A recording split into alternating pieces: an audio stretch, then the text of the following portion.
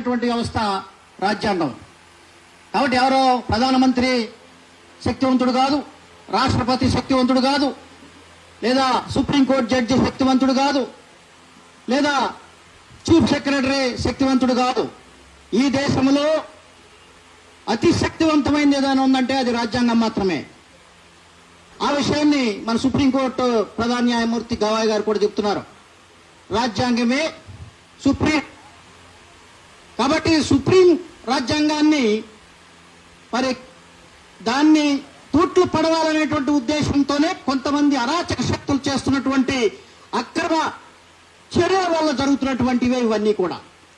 ఇవాళ కుల రాక్షసి కళామూర్చం చేసినటువంటి రోజు ఇవాళ. భారతదేశంలో ఉన్నటువంటి మనువాదం మరి మానవతావాదాన్ని అణిచివేసినటువంటి రోజు ఇవాళ.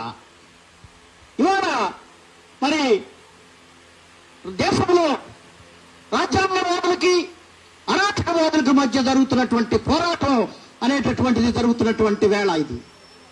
కాబట్టి ఇవాళ చుండూరు ఒక గ్రామం కాదు.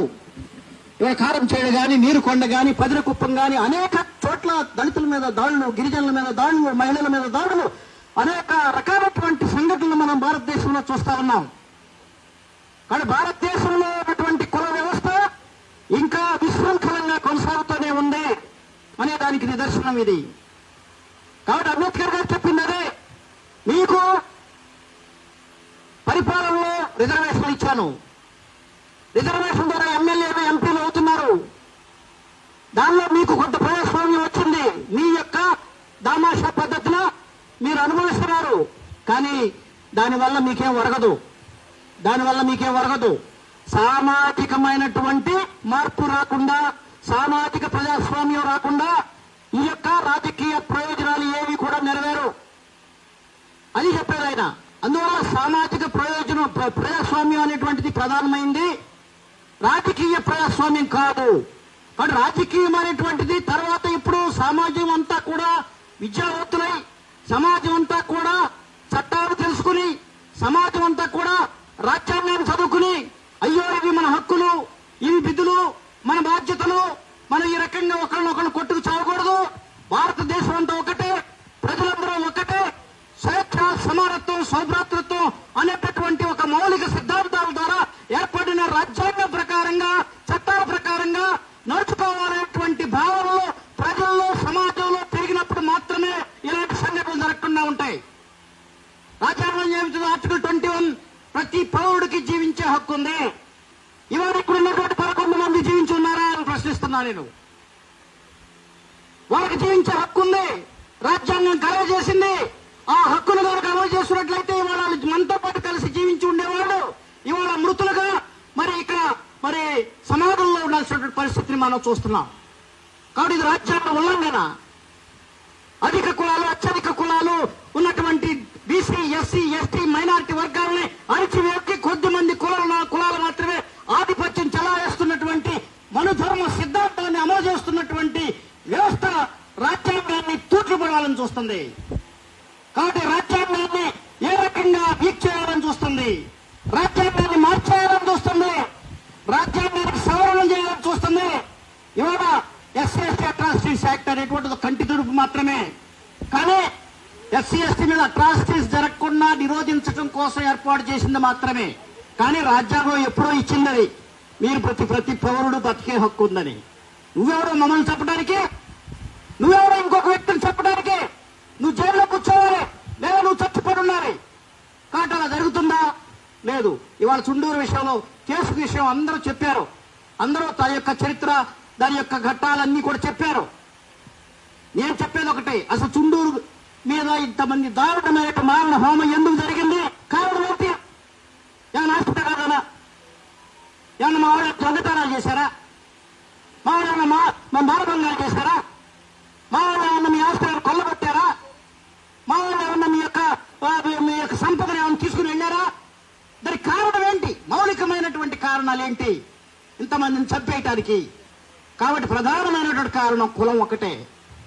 కులం దాన్ని అణిచివేయాలి. వాళ్ళకి అధికారాలు రాకూడదు, వాళ్ళకి రాజ్యాంగ ఫలాలు అందకూడదు, వాళ్ళకి అంబేద్కర్ భావజాలం అందకూడదు, వాళ్ళకి ఏ రకంగానూ రాజ్యంలో పాలు పంచుకోకూడదు అనేటువంటి ఒక దుర్మార్గపు మరి నైజం వల్ల మీరు చేస్తున్నటువంటి ఈ యొక్క హింసావాదం. కాబట్టి ఇవాళ మీరు అణిచివేత విధానాలను అమలు చేస్తున్నారు, మీరు దౌర్జన్యపు విధానాలను అమలు చేస్తున్నారు, మీరు మరి మనవాద ధర్మాన్ని మీరు అమలు చేస్తున్నారు. ఇప్పుడున్న కేంద్ర ప్రభుత్వం కానీ ఇప్పుడున్న రాష్ట్ర ప్రభుత్వాలు కానీ ఎందుకు పోరాటం లేదు? 34 సంవత్సరాల నుంచి కేసు ఆ రకంగా వికైపోతే ఒక లోయర్ కోర్టు జడ్జిమెంట్ ఇచ్చే శిక్ష వేస్తే మీరు హైకోర్టు ఒక జడ్జితో మొత్తం ఒక స్ట్రోక్ పెన్తో మీరు ఏ రకంగా జడ్జిమెంట్ తిరిగి రాస్తారు? నేను రెడ్డిని నా రెడ్డిని కాపాడుకోవాలని ఒక ఉద్దేశంతో రెడ్డి జడ్జి ద్వారా జడ్జిమెంట్ ఇప్పించి వీళ్ళందరికీ కూడా అన్యాయం చేస్తారా? వీళ్ళ కుటుంబాలకు అన్యాయం చేస్తారా? కనీసం సమాధానం పెట్టారా? ఇక్కడ కనీసం ఒక స్తోత్రం పెట్టారా? ఇక్కడ ప్రభుత్వం ఏం చేస్తుందని చెప్పి నేను ప్రశ్నిస్తున్నా. ఇన్ని సంవత్సరాలు అనేక ప్రభుత్వాలు పరిపాలించి 35 సంవత్సరాల నుంచి పరిపాలన చేస్తున్నారు. ఇది సంఘటన జరిగిన కాడ నుంచి ఏం చేస్తున్నారు? కనీసం అక్కడ సమాధి మట్టి కుప్పల వరకు పడి ఉన్నటువంటి దాన్ని కనీసం ఒక రాతి కట్టడం కట్టలేకపోయారా? ఒక స్తూపం కట్టలేకపోయారా? అనేటటువంటి ఈ యొక్క సమస్యల్ని మనం చూసుకోవాల్సిన అవసరం. నేను ఒకటే చెప్తున్నాను, ఇవాళ మనం ఎన్ని చెప్పుకున్నప్పటికీ కూడా మనకు కావాల్సినటువంటి ఏంటిదంటే రాజ్యాధికారమే. రాజ్యం లేకపోతే మనకి భోజ్యం లేదు.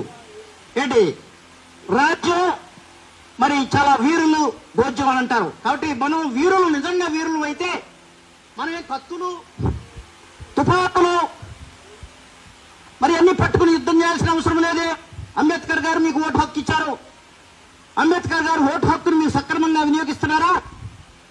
మీరు ఎవరైతే అణిచివేస్తున్నారో అణిచివేతదారులకు మీరు ఓటు వేసి వాళ్ళకి మీరు అధికారం ఇచ్చి వాళ్ళకి మీరు శక్తివంతులను చేస్తున్నారు. కాబట్టి వాళ్ళ కారంచోళ్ళు మాదిగల్ని చంపేస్తే మాదిగలందరూ తెలుగుదేశానికి జై అంటారు.